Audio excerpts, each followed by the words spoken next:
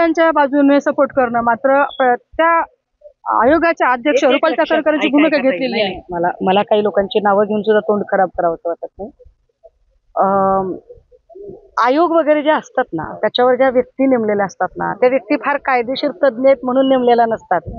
तर तो कुठल्या तरी निवडणुकीत पडलाय, त्याला तिकीटच मिळालं नाही, काहीतरी अडचणच झाली, त्याचं राजकीय पुनर्वसन करायचं असतं. तर असं राजकीय पुनर्वसन झालेल्या व्यक्तीला फार मेंदू आहे, फार संवेदना आहेत, अशा भ्रमात आपण राहायचं कारण नाही. ते त्यांच्या त्या लाईनवर येतात. म्हणजे खरं तर आयोगाचं काम हे सबलीकरण, समावेशन, समुपदेशन आहे. आणि हे समुपदेशन कुणाचं करायचं असतं? पीडिताचं करायचं असतं. म्हणजे त्यांनी पीडितेच्या कुटुंबाला भेट द्यायला पाहिजे होती, त्या आरोपीच्या कुटुंबाला भेट द्यायला गेल्या.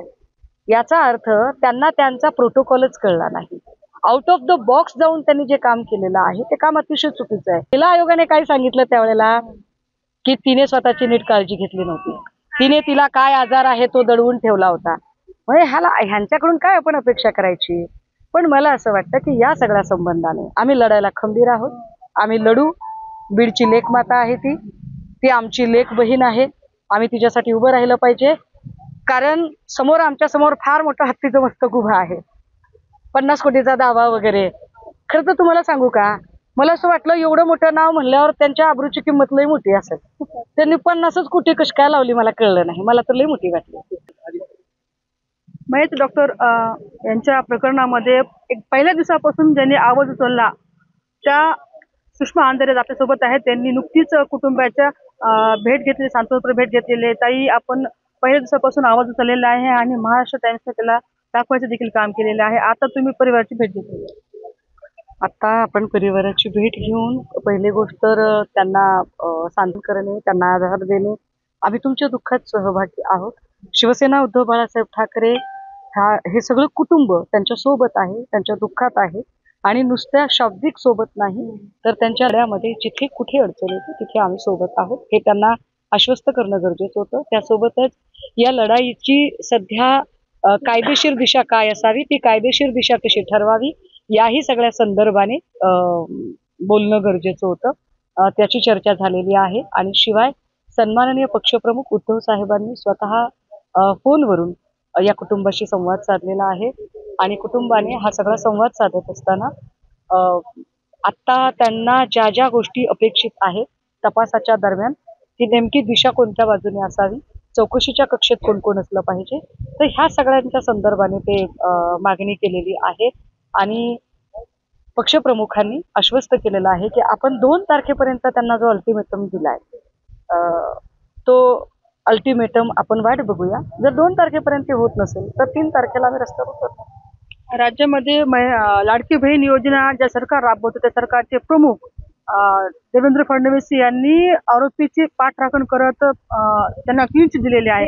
यावर देखील रोष व्यक्त होतो. पुन्हा सांगते, माननीय मुख्यमंत्र्यांचं काम हे वेलफेअर स्टेट आणि वेलफेअर स्टेटच्या बेटरमेंटसाठी काम करणं आहे. कल्याणकारी राज्याच्या संकल्पनेसाठी जे जे गरजेचं आहे ते माननीय मुख्यमंत्र्यांनी करावं. आमच्याकडून त्यांना शुभेच्छा आहेत. त्यांनी न्यायाधीश होण्याची गरज नाही. न्यायाधीशाचं काम न्यायाधीशाला करू द्या. आणि जर त्यांना न्यायाधीश व्हायचं असेल तर मग सगळे कोर्ट आणि पोलीस स्टेशन बंद करून टाका आणि मुख्यमंत्र्यांच्या ऑफिसच्या बाहेर एक बोर्ड लावा, येथे क्लीन चिट वाटून मिळतील. मग कशाला बाकीच्या गोष्टी करतायत? त्यामुळे हा फार्स आणि ही नौटंकी चालणार नाही. कायदा कायद्याच्या पद्धतीने चालेल, राज्य राज्याच्या पद्धतीने तुम्ही चालवा, आम्हाला त्याच्यावरती काही बोलायचं नाही. परंतु जी गोष्ट अनफेअर आहे त्याच्या विरोधात आम्ही लढू. मग तुम्ही आमच्यावर काय खटले टाकायचे ते टाका आणि काय करायचं.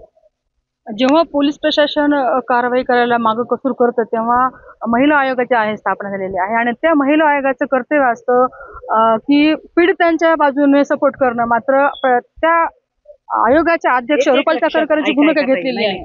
मला काही लोकांची नावं घेऊन सुद्धा तोंड खराब करावं वाटत नाही. आयोग वगैरे जे असतात ना, त्याच्यावर ज्या व्यक्ती नेमलेल्या असतात ना, त्या व्यक्ती फार कायदेशीर तज्ज्ञ आहेत म्हणून नेमलेल्या नसतात. तर तो कुठल्या तरी निवडणुकीत पडलाय, त्याला तिकीटच मिळालं नाही, काहीतरी अडचणच झाली, त्याचं राजकीय पुनर्वसन करायचं असतं. तर असं राजकीय पुनर्वसन झालेल्या व्यक्तीला फार मेंदू आहे, फार संवेदना आहेत, अशा भ्रमात आपण राहायचं कारण नाही. ते त्यांच्या त्या लाईनवर येतात.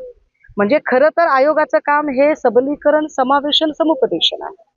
आणि हे समुपदेशन कुणाचं करायचं असतं? पीडिताचं करायचं असतं. म्हणजे त्यांनी पीडितेच्या कुटुंबाला भेट द्यायला पाहिजे होती, त्या आरोपीच्या कुटुंबाला भेट द्यायला गेल्या. याचा अर्थ त्यांना त्यांचा प्रोटोकॉलच कळला नाही. आउट ऑफ द बॉक्स जाऊन त्यांनी जे काम केलेलं आहे ते काम अतिशय चुकीचं आहे. मुळात त्यांचा अर्थार्थी संबंधच येत नाही. कारण एक एक गोष्ट तपासाची जेव्हा सील होते तेव्हा ती बिफोर द कोर्टच ती ओपन होते, ती इतरत्र कुठेच ओपन करता येत नाही. एक भाग. दुसरं असं की एखाद्या व्यक्तीने चॅट केलं, मग काय जीव घेता?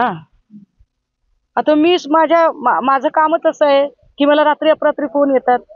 मला डॉक्टर प्रमोद मुंडेचा जो मेसेज होता तो रात्री 1:45 वाजता मला त्याचा मेसेज आला की ताई मी तुमचा फोन उचलू शकलो नाही. मी त्याला लगेचच 2:48 हरकत नाही भैयू मी उद्या येते, तेवढं अलर्ट आम्हाला राहावं लागतं. मग रात्री अपरात्री मला कुणीतरी फोन केला, मेसेज केला, तर तुम्ही काय कॅरेक्टर असोसिएशन कराल? It's not done. आणि म्हणूनच मी आत्ता पीडितेच्या आईवडिलांना सांगितलं की अजिबात तोंड झाकायचं नाही. हे समाजाची जर मानसिकता बदलायची असेल तर खंबीरपणे या प्रकरणाला सामोरं गेलं पाहिजे. तुमच्या लेकराने काही पाप केलं नाही, चूक केलं नाही, वाईट केलं नाही, तुम्ही कशासाठी तोंड झाकावं? तोंड झाकायचं असेलच ना, लाज बाळगायचीच असेल तर ती सरकारने बाळगावी ना. खरंच तोंड झाकायचं असेल ना, असा कपडा फिरवायचा असेल तर ते महिला आयोगावरच्या बाईने स्वतःच्या तोंडावर कपडा झाकावा, पीडितांनी नाही. कारण लाज वाटण्यासारखं कृत्य तुम्ही केलेलं आहे, त्यामुळे आम्हाला बोलायला नका लावू. महिला डॉक्टरांनी जेव्हा ह्या पाऊल उचलले, पण त्यानंतर जे तिच्यावरती आरोप केले जात आहे, तिच्या कॅरेक्टरवरती संशय घेतला जातो आहे आणि तिचे वेगळे प्रकरण वळण द्यायचं काम केलं जातं. हे आपल्याकडे सगळं बाई सगळीकडून अडली नाडली जाते. ही सगळी जातपितृसत्ताक व्यवस्था आहे. त्यामुळे स्त्रीने आयुष्यभर सहन केलं पाहिजे. आणि त्यामुळे आपल्याकडे जे म्हणतात ना, माय येल्या घरी का मेल्या घरी, दिल्या घरी का मेल्या घरी, येल्या घरी नाही, की तिनं जीव सुद्धा द्यायचा तिला अधिकार नसतो, त्याच्यानंतरही तिची हेळसांड होते. हे आपण वैष्णवी हगवणे प्रकरणात बघितलंय. तनिषा भिसे प्रकरणामध्ये ती बाई बिचारी पोटूशी बाई होती, तिची डिलिव्हरीला तिला पैसे जमले नाही आणि त्याच्यावर महिला आयोगाने काय सांगितलं त्यावेळेला की तिने स्वतःची नीट काळजी घेतली नव्हती. तिने तिला काय आजार आहे तो दडवून ठेवला होता. म्हणजे ह्यांच्याकडून काय आपण अपेक्षा करायची? पण मला असं वाटतं की या सगळ्या संबंधाने आम्ही लढायला खंबीर आहोत. आम्ही लढू. बीडची लेकमाता आहे ती आमची लेक बहीण आहे. आम्ही तिच्यासाठी उभं राहिलं पाहिजे. कारण आमच्या समोर फार मोठं हत्तीचं मस्तक उभं आहे, 50 कोटीचा दावा वगैरे. खरं तर तुम्हाला सांगू का, मला असं वाटलं एवढं मोठं नाव म्हणल्यावर त्यांच्या आबरूची किंमत लई मोठी असेल. त्यांनी 50च कोटी कशी काय लावली मला कळलं नाही. मला तर लई मोठी वाटली. हरकत नाही, आम्ही लढत राहू. माझ्यावर परत अजून एक नोटीस टाकली त्यांनी. काय त्यांना केसेस टाकायच्यात ते टाकू दे. चळवळीतून आली आणि ऊसतोड कामगार आणि इथले खरे प्रश्न काय आहेत ते मला कळतात. त्यामुळे एका ऊसतोड कामगाराच्या लेकरावर जर असा अन्याय झालेला असेल तर तो अन्याय जात धर्म पक्ष त्याच्या पलीकडे जाऊन सोडवला गेला पाहिजे. कारण इथे नाळ जात धर्म पक्ष याहीपेक्षा ती आमची बीडची लेक माता आहे आणि ती आमची बहीण आहे. लढलं पाहिजे. काही ज्या पद्धतीने आपण पहिल्या दिवसापासून आवाज उचललेला आहे आणि आपण लढतायत देखील, आपल्यावरती दबाव देखील टाकला जातो, तरी देखील आपण खंबीरपणे ही भूमिका निभवत आहेत. मात्र आता जे कुटुंबाने मागणी केलेली आहे यासाठी आणि त्याच्या पलीकडे जाऊन आपण देखील मागणी करताय आणि आता आपण रस्त्यावरची लढाई देखील करतायत. ठीक आहे. नाही, आम्ही SITची मागणी करत नाहीये. आम्हाला उच्च न्यायालयाकडून उच्चस्तरीय चौकशी पद्धती हवी आहे, ज्याच्यामध्ये रिटायर्ड जज आणि जे बियॉन्ड पार्टी पॉलिटिक्स असतील आणि जे कुठल्याही पक्षीय राजकारण विरहित काम करणारे लोक असतील, अशा लोकांकडून निष्पक्षपणे. कारण आमचे अनेक मुद्दे आहेत तपासातले बारकावे, जर मी तुम्हाला सांगितलं तुम्ही चक्रावून जाल इतके बारकावे आहेत त्याच्यामध्ये. त्यामुळे ह्या सगळ्या गोष्टी आम्हाला अपेक्षित आहेत आणि त्या दृष्टीने तो तपास व्हावा यासाठी आम्ही काम करू. आणि आम्ही आमच्या सगळ्या, कारण एखाद्याकडे किती असलं तर त्याची दानत पण असली पाहिजे. त्यामुळे आमची जी सगळी ऊसतोड कामगार मजूर, आमची जी गोरगरीब कष्टकरी जनता आहे, आम्ही आमचा पै जमा करू. पण आम्ही ही कायद्याची लढाई लढू आणि शेवटपर्यंत लढू. उतरणार 3 तारखेला मी फलटणला जाणार. मी 2 तारखेपर्यंत वाट बघते. मी पुन्हा सांगते, महाराष्ट्र टाइम्सच्या माध्यमातून पुन्हा एकदा सांगते, मी असं म्हणत नाहीये की रणजित नाईक निंबाळकरांनी घेतला सुरा आणि खुपसला, घेतली दोरी आणि लावली फाशी. मी असं म्हणते की संशयाच्या भोवऱ्यात जे सगळे आहेत त्यांच्या चौकशा झाल्या पाहिजेत.